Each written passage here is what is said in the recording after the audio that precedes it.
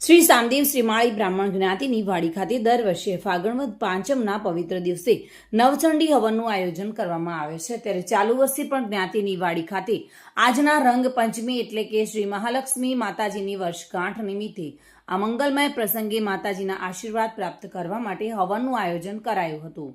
આ હવનમાં મુખ્ય યજમાન પદે ચંદ્રવદન માણેકલાલ ત્રિવેદી તેમજ તેમના પરિવારના સભ્યો તમામ ઉપસ્થિત રહીને તેમને હવનમાં બેસવાનું સૌભાગ્ય પ્રાપ્ત થયું હતું અને બપોર બાદ હવનમાં શ્રીફળ હોમ્યા બાદ યજ્ઞની પૂર્ણાહુતિ થવા પામી હતી, જે સમય પરિવારજનો તેમની મોટી સંખ્યામાં જ્ઞાતિજનો હાજર રહીને પ્રસંગને શોભાવ્યો હતો.